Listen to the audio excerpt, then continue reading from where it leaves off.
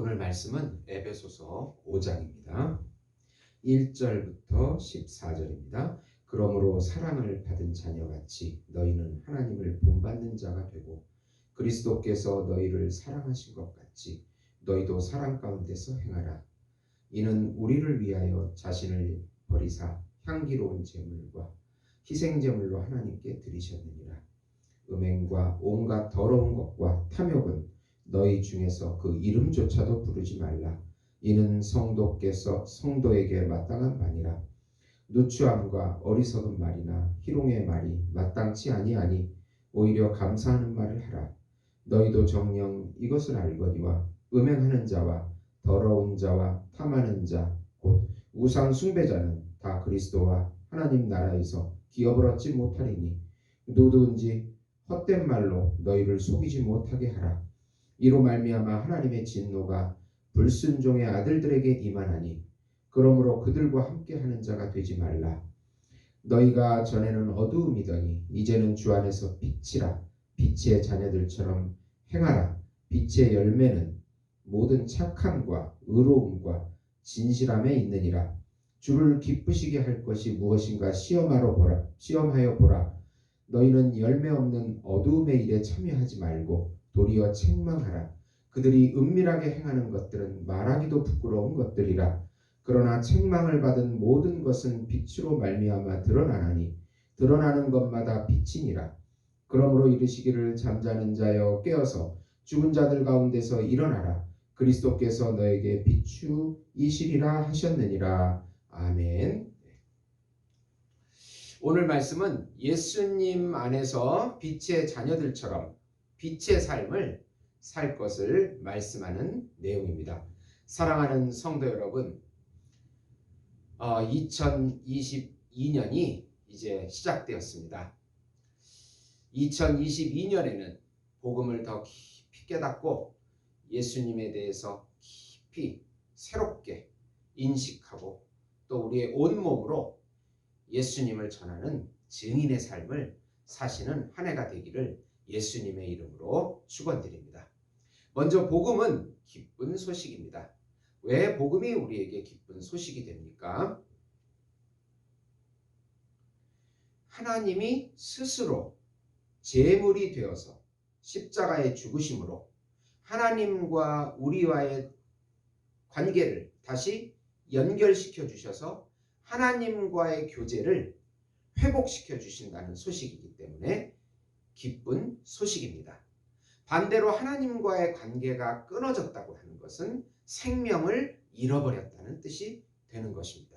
하나님이시며 하나님의 아들이시며 우주적인 왕이시며 우주적인 제사장이시고 우주적인 선지자이시고 우주적인 어린 양이시고 우주적인 참 인간이신 예수님의 십자가의 죽음과 부활로 죄에서 해방이 되고 사망에서도 해방이 되고 율법에서도 해방이 되고 사단에게서도 해방이 되고 세상에서도 해방이 되고 자기 자신에게서도 해방이 되고 율법에게서도 해방이 되어서 영원한 생명과 영원한 자유와 영원한 평강과 영원한 안식과 영원한 사랑과 영원한 행복을 또 영원한 기업을 지금 여기서부터 영원히 누리게 해주시겠다는 소식이기 때문에 기쁜 소식인 것입니다.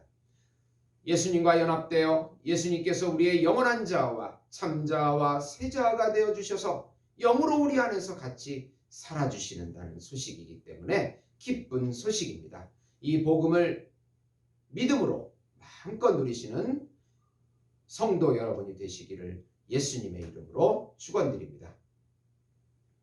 우선 바울은 어두움을 벗고 일어나서 예수 안에서 빛의 자녀같이 빛의 열매인 착함과 의로움과 진실함으로 삶을 살라고 합니다.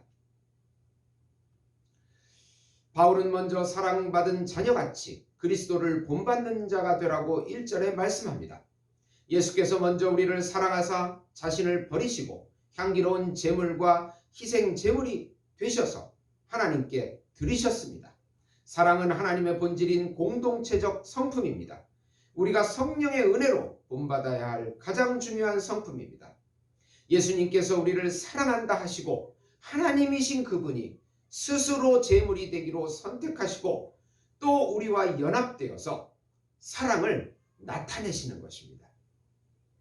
요즘은 이타적인 사랑이 식고 자기라고 하는 이기적인 욕심 때문에 음행과 더러운 것과 탐심의 삶이 가득한 이때에 성령의 능력과 열매를 구해서 예수님을 나타내는, 사랑을 나타내는 증인의 삶이 바로 우리 성도의 삶인 것입니다. 음행하는 자, 더러운 자, 탐하는 자, 곧 우상 숭배자는 하나님 나라의 기업을 받지 못하고 하나님의 진노가 불순종의 아들들에게 임한다고 5절 6절에 말씀하고 있습니다.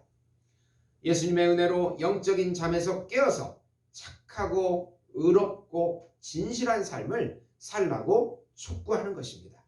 더 엄밀하게 말씀드리면 우리 안에 영으로 임재하신 예수님께서 자신의 삶을 우리의 입술과 우리의 온몸을 통해서 나타내는 것이라고 볼 수 있겠습니다.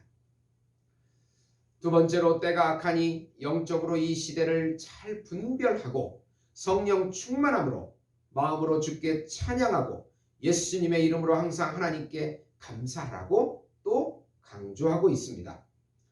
바울은 이 시대가 악하니 세월을 아끼고 주의 뜻을 잘 분별하라고 합니다. 이 시대의 풍조인 종교다원주의와 세속주의에 빠지지 않도록 주의 뜻을 잘 분별해야 합니다.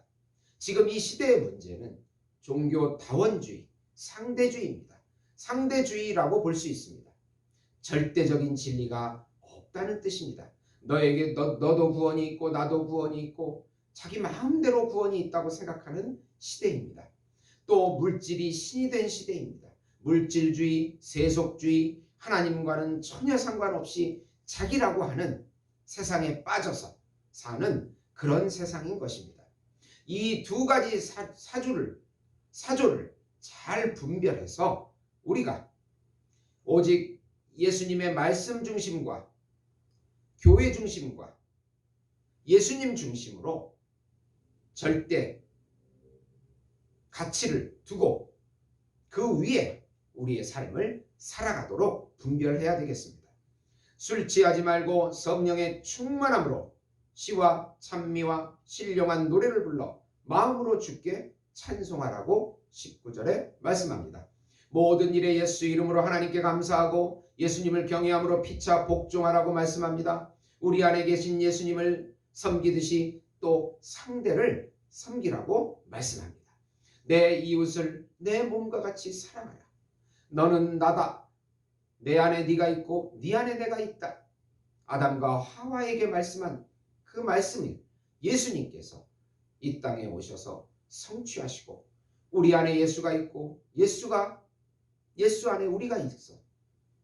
그렇게 내 이웃을 사랑하라고 말씀하는 것입니다. 세 번째로 기독교 가정은 신부인 교회가 신랑이신 예수님께 하듯이 아내는 남편을 머리로 알고 복종하고 예수님이 교회를 사랑하듯이 남편은 자기 몸처럼 아내를 사랑하라고 말씀합니다. 바울은 가정의 부부관계를 예수님과 교회의 관계로 비유합니다.